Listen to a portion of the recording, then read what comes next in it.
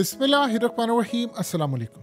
आज ईरान के प्रेसिडेंट का जनाजा था, लेकिन जो सवालात अब उठ रहे हैं और लोगों की आंखों में जो खून उतरा हुआ है, ईरान उसका जवाब दिए बगैर रह नहीं सकता।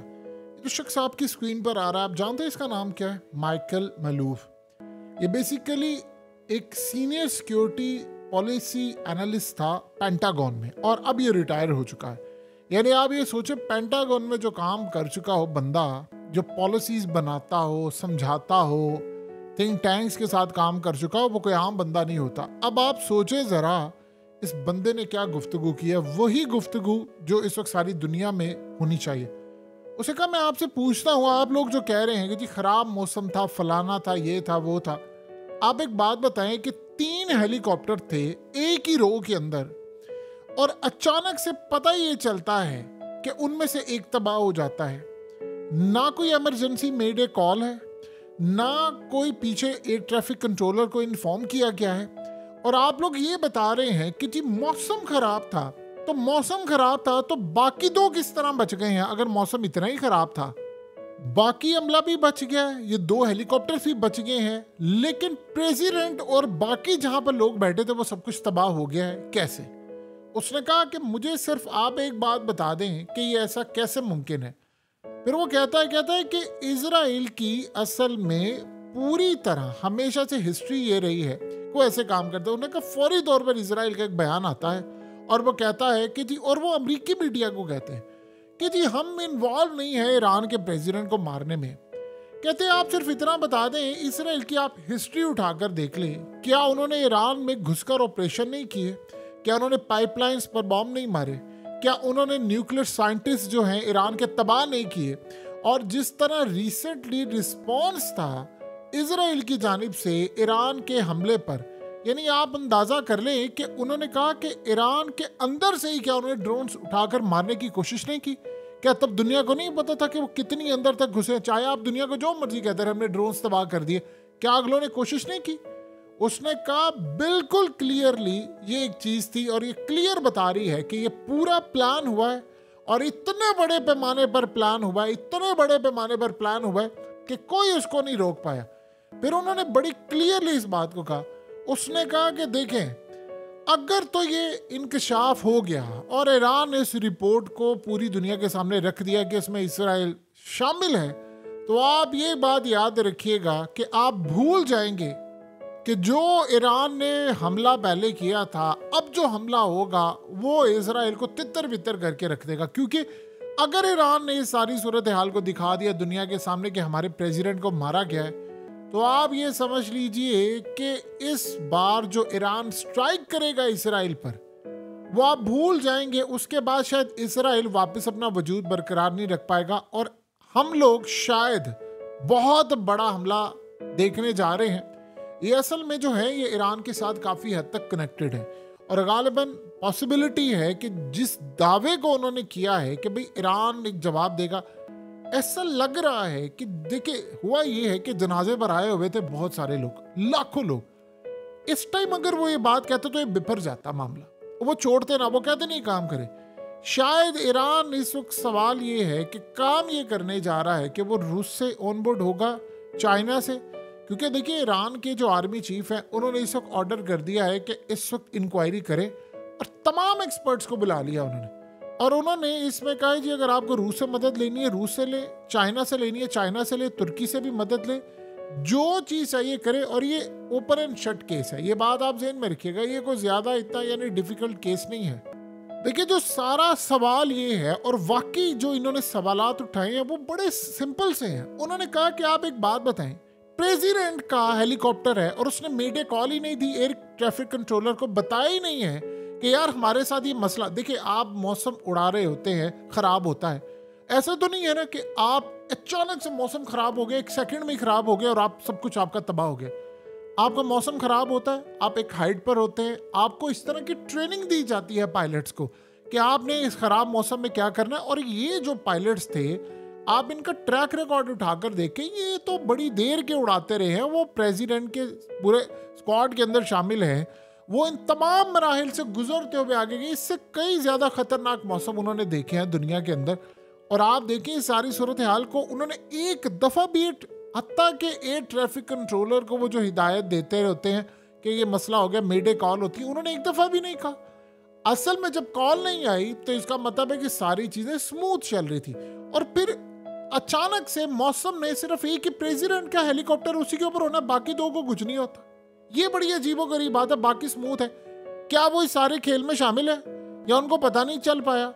और अजीबोगरीब सूरत हाल है कि जब ये तबाह होता है तो उन दो को लोकेशन भी नहीं पता चलती, और फिर अचानक से दो सिग्नल कनेक्ट होते हैं, और इतना अजीबोगरीब कनेक्ट होते हैं सिग्नल कि वहां पर ये सारी टीमें जाती हैं, टीम पहुंचती है तो पता चलता वहां कुछ भी नहीं है, और वो उनको गलत जगह ले जाया जाता है। 18 घंटे वो किसी और जगह पर ढूंढते रहते हैं।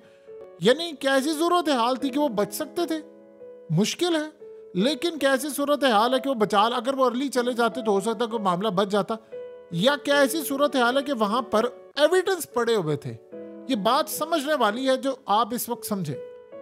क्या ऐसी पॉसिबिलिटी है? बिल्कुल है। ऐसा भी हुआ होगा कि अगर लेट से किसी चीज से इसको तबाह किया गया है और 18 घंटे तक डाइवर्ट करके उनको किसी और जगह भेजा गया, आप जाएं फलाना करें, तो वहां से मलबा या जो एविडेंस है सब कुछ इकट्ठा कर लिया गया।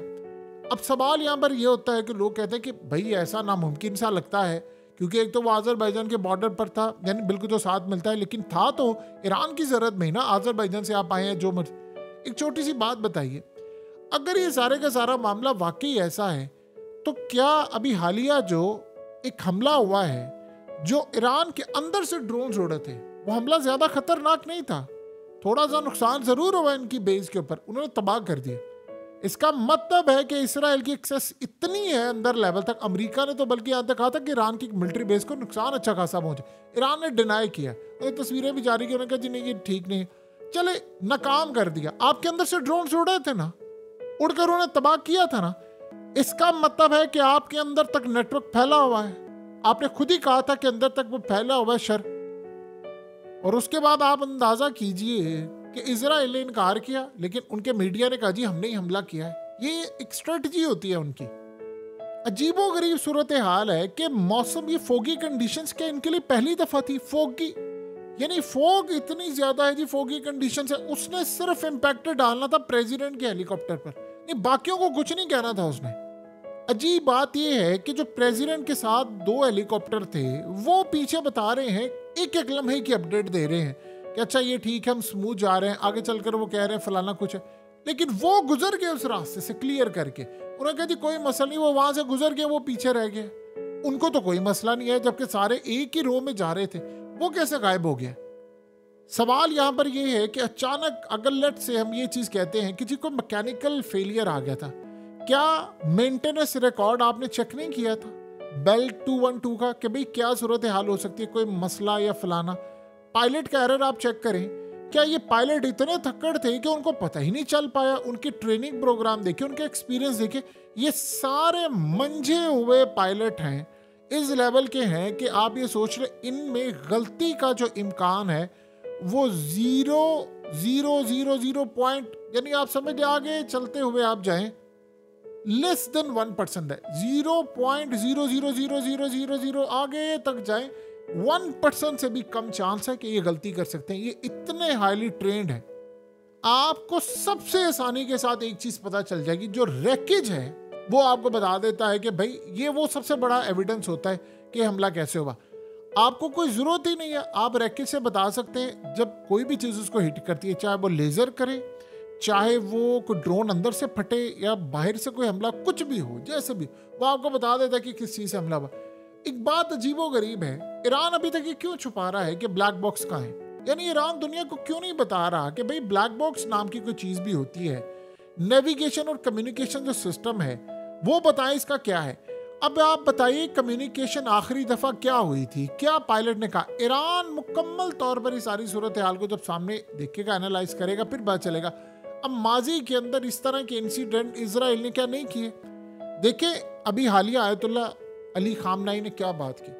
ये जब ईरान ने हमला किया था उसके बाद एक स्टेटमेंट जिस पर आपको गौर करना चाहिए वो था इनके सुप्रीम लीडर आयतुल्ला अली खामनाई। उन्होंने कहा वो दिन चले गए जब इजरायली तैयारे आते थे, हमला करते थे, चले जाते थे और आपको कुछ नहीं कहा जा सकता था। उन्होंने कहा अब ईरान पर आप हमला करें, 10 गुना ज्यादा बड़ा जवाब मिलेगा। अब सोचे जब ईरान ने हमला किया तो उस वक्त ईरान की जानिब से एक वार्निंग गई थी इजराइल को, आपने अगर जवाब दिया ना तो इससे हम 10 गुना बड़ा हमला करेंगे। 3000 ड्रोन्स प्लस हम मिसाइल होंगे उसमें, प्लस ये सारी सूरत हाल होगी और ये हम आप पर दाग देंगे। 3000 की उन्होंने बात की थी। 3000 आपसे 300 मैनेज नहीं हो पाए, और वो भी थर्ड क्लास, वो भी आपने 72 घंटे पहले का टाइम दिया। 240 जेट्स थे अकॉर्डिंग टू ईरान, फिर उसके बाद अमेरिका और उसके बाद फ्रांस, जॉर्डन, इजराइल, बर्तानिया और पता नहीं न जाने और कितने खुफिया मुल्क होंगे जो इन सब की हिफाजत करें। आप नाम ले आपको पता चल जाएगा। तो ये सारे के सारे जो मुल्क थे वो मदद कर रहे थे। फिर इस सारी सूरत हाल में सिक्योरिटी मेजर्स, जो प्रोटोकॉल के अंदर क्या था, कौन से लोग थे, प्रेसिडेंट, सबसे ज्यादा आपको पता ये चलेगा आसानी के साथ। आप किसी भी चीज को पता चलाना चाहते हैं तो आपको सबसे पहले पता चल जाएगा ये जो 2 थे हेलीकॉप्टर साथ, इनको क्या नहीं पता चल सका। देखिए हर चीज में कैमरे लगे होते हैं आजकल, सारी सूरत हाल है, इन्होंने अपग्रेड किया हुआ था उसको। आप बताएं कि आपने अमेरिका का ही चूज, किसने आपको जोर दिया था कि आप ये अमेरिकी इस्तेमाल करें? और अमेरिका ने कहा कि जब ये हमला हुआ था, ये सब कुछ तबाह हुआ, तो ये हमारे पास आए थे, हमें कहते रहे हैं कि आप हमारी मदद करो। उससे कहा हम क्या इनकी मदद करें? अमेरिका ने इनकार कर दिया। आप सोचे जरा असल में मसला क्या था। उस वक्त इनको अंदाजा नहीं था कि कोई हमला हो सकता है कुछ। इन्होंने कहा हम अमेरिका से बात करते हैं, अमेरिका का जीपीएस सिस्टम बताए हमें कि हमें मिल नहीं पा रहा प्रेसिडेंट कहां पर, हमारा मिसिंग, आप हमें लोकेट करके बता कर दे कि वो कहां पर है। अब आप जरा अंदाजा कर लें कि जब आपको अमेरिका का मोहताज रहना, यार आपके पास ये सूरत हाल है कि आप रूस से ले सकते हैं, चाइना का इस्तेमाल करें, अपना करें, और किसी मुल्क से ले, आपको जरूरत क्या है कि आप अमेरिका का इस्तेमाल करें? वो भी अमेरिका ने आगे देखिए इनको तंज क्या किया। वो कहते हैं गलती ईरान के 45 साल पुराना इस्तेमाल करके बैठे हुए हैं। तंज उन्होंने किया, बात उनकी ठीक है। शाह ईरान के दौर में लिए थे अमेरिका से उन्होंने, वो शाह ईरान के दौर के लिए हुए, और अब जाकर अमेरिका ने उनको पार्ट्स भी नहीं देता और पाबंदी है। भाई आप इस सारी सूरत हाल में अमेरिका अगर आज आपको ये कह रहा है तो बिल्कुल ठीक है। सो इस सारे मामले पर आपको ये रिपोर्ट्स देखनी है, चीजें देखनी है। अब देखिए सबसे पहले क्या हुआ था, अगर जब दुनिया के तमाम मुल्कों में ये बात हो रही है तो फिर बात तो बिल्कुल ठीक है। पाकिस्तान से एविएशन एक्सपर्ट ने कहा कि जी ये तो फटा है, ये तो हमला हुआ है। इंडिया के साबिक एयर मार्शल ने कहा जी हमला हुआ है, बिल्कुल उन्होंने कहा। अब बताएं अगर पेंटागन के अंदर से भी ये आवाज उठ गई है और दुनिया के तमाम लोग कह रहे हैं, तो फिर ईरान इस सारी सूरत हाल में लेकर आए। अब 2 सिनेरियो होंगे जो होने वाले हैं। देखिए नंबर 1 सिनेरियो ये होगा कि आया या तो ईरान इस पर डाल देगा मिट्टी पाओ काम। वो मिट्टी पाओ काम इसलिए है कि उसको ये बात पता चल गई है कि लेट्स से मिसाल के तौर पर 2 सिनेरियो डिस्कस करते हैं कि जहां से जो होगा इन दोनों में से कोई एक हो सकता है कि अगर तो जी हमारे अंदर से बंदे ने ये काम किया है और हमारे अंदर बहुत बड़े लेवल पर है, तो ईरान डरा हुआ है। क्योंकि आपको बैरूनी दुश्मन से अक्सर मसला नहीं होता, आपको मसला होता है अंदर से। जैसे अभी हालिया इसराइल को बहुत सारे जब इनके फौजी मारे गए कुछ चीजें, तो इसराइल ने अपने अंदर तहकीकात शुरू कर दी कि कुछ बिल्डिंग्स के अंदर ये मौजूद थे, उनकी इंफॉर्मेशन लीक होकर कैसे आई, बहुत सारे लोगों का डाटा पता चला। और जब हमास ने हमला किया था और उसके बाद उन्होंने कहा और बहुत सारी चीजें इनको पता चली कि आप ये बताएं कि उस हमले के अंदर कैसे पता था कि फलाने जर्नैल का घर कहाँ पर है, कहाँ से उसको उठाना है। इन्होंने जर्नैलों को भी पकड़ा हुआ है, इन्होंने कमांडरों को भी पकड़ा। तो वो कहते हैं वो अंदर की मुखबरी के बगैर नहीं हो सकता। आपने मुखबरी की है तो किसी भी अंदर का हमला जब होता बड़ा खतरनाक होता। या तो ईरान के अंदर से ईरान डरा हुआ है कि अगर हमारे अंदर तक इतनी बड़े लेवल तक पेनिट्रेट करके बैठे हैं तो फिर तो मामला काफी खराब है, एक चीज। नंबर 2 सूरत हाल ये है कि अगर वो अंदर तक पेनिट्रेट नहीं किए तो फिर आप इसको सामने लेकर आए। जब आप सामने लेकर आएंगे तो आपको पता चल जाएगा कि मामला कौन है, किसमें शामिल है। ये ज्यादा मुश्किल नहीं है पता करवाना कि क्या हुआ था। लेजर से मारा गया, अंदर से तबाही है, किसी चीज से रॉक से टकराया गया। जिस जगह से इसका रैकेज मिला है वहां से ऐसा लग तो नहीं रहा कि कोई ऐसी सूरत हाल है कि पत्थरों से किसी चीज से टकराया गया है। और आप ये देखिए कि बॉडीज बिखरी हुई हैं, बर्न हो गई हैं बुरी तरह। इसका क्या मतलब है? इसका मतलब है कि टारगेट किया गया। देखिए ये ज्यादातर तब होता है जब अंदर से मामला हो, बिल्कुल टुकड़े हो जाए और आपका कोई चीज़ सलामत ना रहे, जब आपने कोई ऐसी चीज़ रखनी नहीं होती कि अगला बंदा बच जाए, फिर उसके बाद अगला सिनेरियो जब सामने आता है वो बड़ा अजीब व गरीब है कि आपको रॉन्ग सिग्नल कौन दे रहा था, आपकी सारी टीमों को डाइवर्ट कर। देखिए आज अमेरिका ने क्यों ऐलान किया, अमेरिका ये बात हो सकता है ना बताता, उन्होंने कहा जी हमसे मदद मांगी। ईरान को क्या जरूरत थी, क्योंकि वो लोकेट नहीं हो पा रहे थे। ज्यादा से ज्यादा 1.5 घंटे का काम था, घंटे डेढ़ का काम था। आप इजीली, बल्कि छोड़े 1.5 घंटे को भी, अब 30 मिनट से भी कम वक्त में आपको पता चल जाता। वो दो जो आपके साथ जा रहे थे स्क्वाड में, रो में जा रहे थे हेलीकॉप्टर, उनसे पूछ रहे थे कि भाई कहाँ पर आपका राब्ता मुमकिन था, वो बताते इस जगह पर है, वो यहीं पर हो गया। उसके बाद आप उस डायरेक्शन में जाकर इजीली कर लेते, लेकिन नहीं, आपको 18 घंटे लगे। आप अपने मुल्क में रहते हो, 18 घंटे आपको लगते हैं। फिर पूरी दुनिया के अंदर जो सैटेलाइट का उस दिन वेदर का डाटा है वो अचानक से डिलीट कैसे हो गया। नो, याद रखिएगा, इस सारी सूरत हाल में कोई तस्लीम नहीं करेगा। 19 मई का डाटा, जो सैटेलाइट का डाटा, ये मोबाइलों या हमारा जो हम ऑनलाइन देखते हैं वो नहीं, सैटेलाइट का डाटा आपको नहीं मिलेगा। आप वो डे ही नहीं है, आप जाकर खुद चेक कर लें। सो ये सारी सूरत हाल इंडिकेट करती है कि इस बंदे ने जो सवालात उठाए हैं वैलिड है, जेन्युइन है, जवाब उनके चाहिए। जब आपको पता चलेगा देन आपकी सारी सूरत हाल और ये भांडा फूटेगा कि ये मामला कोई आसान नहीं था, इसके पीछे बड़ी लंबी चौड़ी कहानियां। और सच जब सामने आएगा तो पता चलेगा। देखिए ईरान या तो जंग करेगा या वो जंग से बचेगा। अगर ईरान ने वाकई हमला हुआ और इसको छुपाया है तो तैयार रहे, इजराइल आ रहा है आप पर 10 हमले करने, क्योंकि उसको पता चल गया डर गए हैं। अगर तो आपने लड़ाई करनी तो फिर इजराइल की खैर नहीं है। दो ही काम होंगे, या वो, क्योंकि जब वो देखेगा यार इन्होंने तो कुछ करा नहीं, मैं कुछ बड़ा भी कर जाऊं, तो उसको और शय मिलेगी।